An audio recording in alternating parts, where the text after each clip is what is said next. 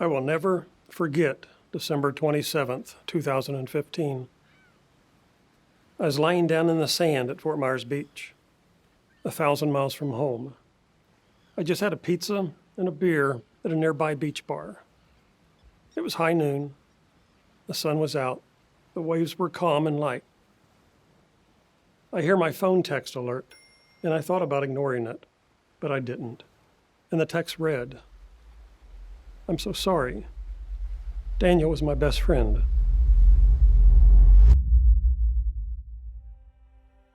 At that moment, my world stopped, and the world and I have never been the same since. I would like to share parts of that story with you because it has the potential to save and change the life of a friend or loved one. I call it Daniel's story. Daniel was my firstborn son.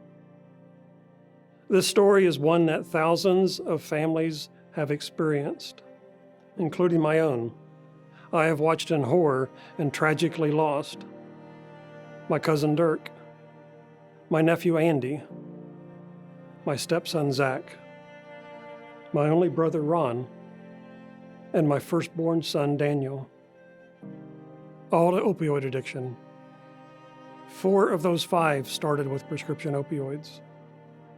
The Ohio Alliance for Innovation in Population Health at Ohio University published a study in 2019 about the number of life years lost in Ohio between 2009 and 2018 from this epidemic.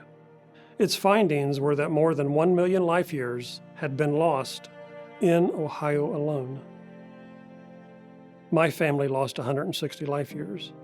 Why did this happen? This prescription opioid epidemic was first recognized by the state of Ohio around 2010. A former Ohio Attorney General has openly shared these 4 facts.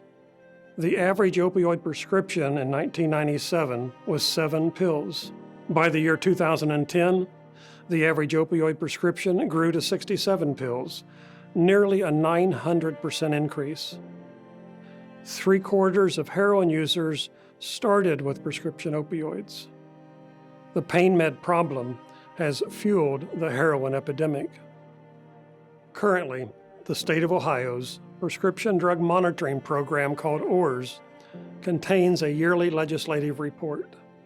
This report states that the average opioid prescription is currently 60 pills. Prescription opioids are a Schedule II substance, which is the most dangerous substance permitted to be sold legally.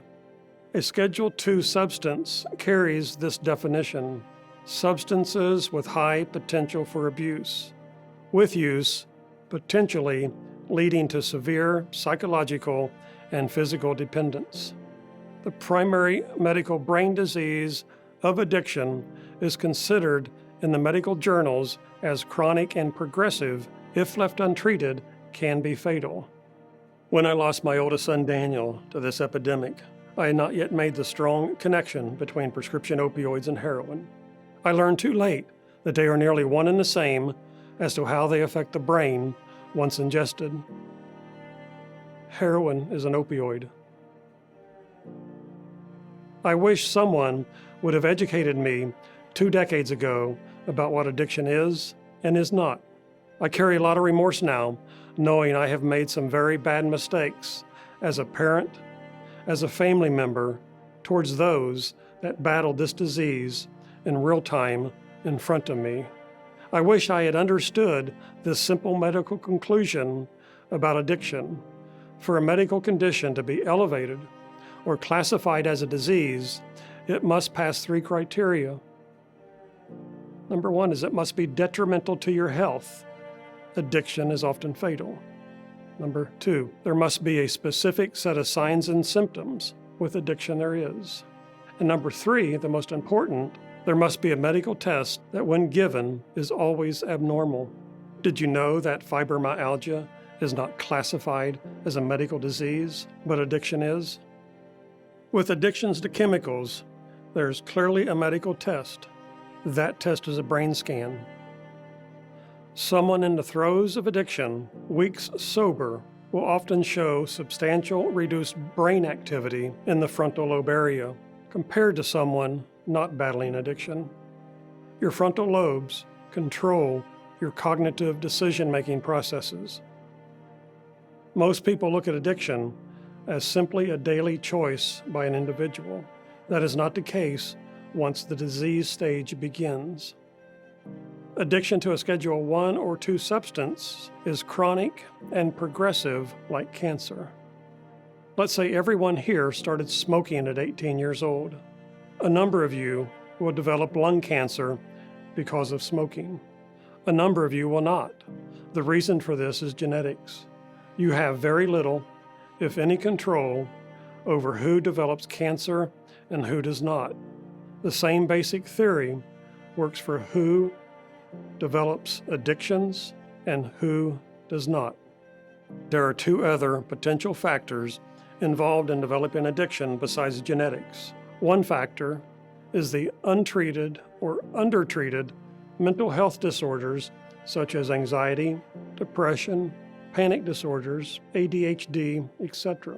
The other is overexposure to Schedule 1 or 2 substances. These factors are the significant causes to how the primary medical brain disease called addiction develops. I did not understand any of this until a year before Daniel lost his battle with this disease. Once I understood the medical side of addiction, it did change how I was able to relate to and help Daniel. And I'm very thankful for that. I believe it meant a lot to Daniel that I understood his battle. I now find myself replaying all the days, weeks, and years that I spent with Daniel not understanding his disease. I was actually doing more harm than good.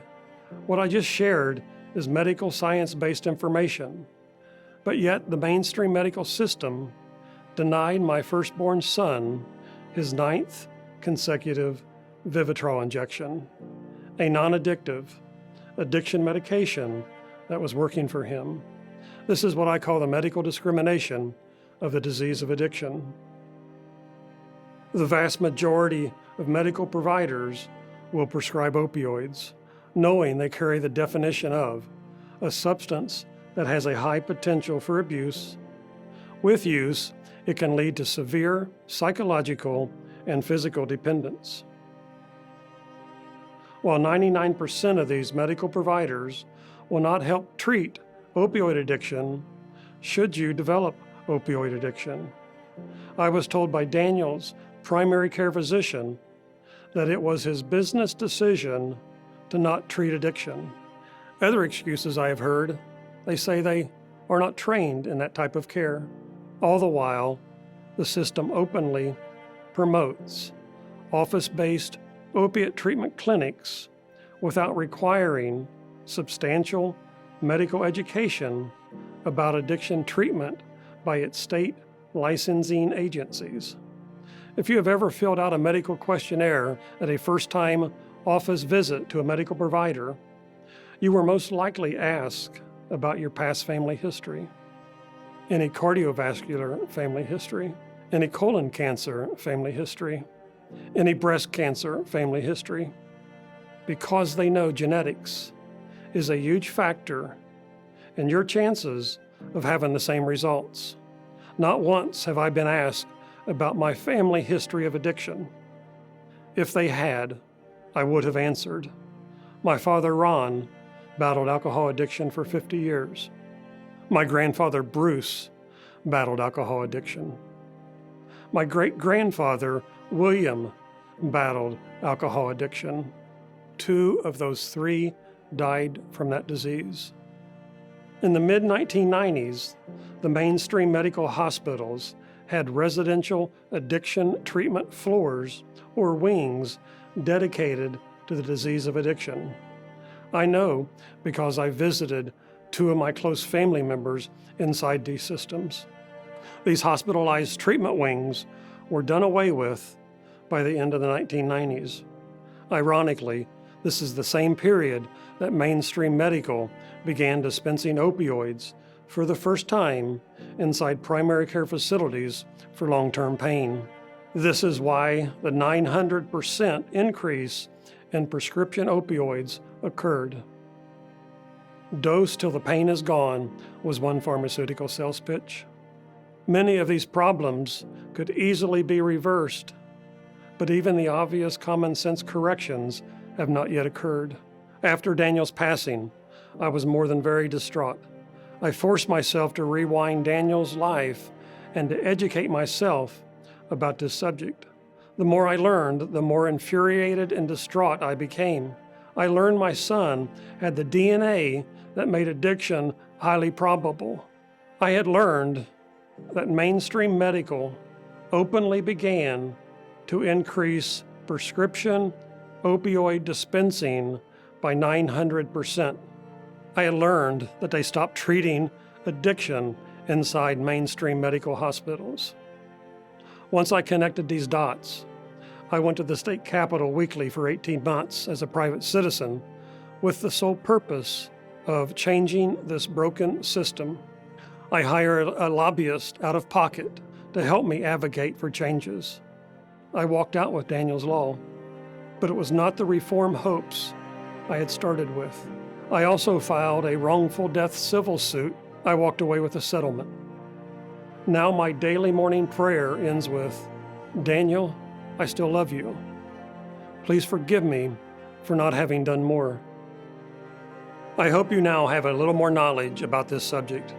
I hope you use it wisely. Education is the key to reducing the stigma of addiction, improving treatment options for addiction, and educating what addiction is and is not to everyone. To learn more about Daniel's story, it's told in the book, Little Boy Lost, A Dose of Reality. Thank you for your time today, as well as your future consideration to my plea to educate yourself. That effort may well save a loved one's life. In the time you have spent listening to me, there have been 2 more overdose deaths occur in the United States.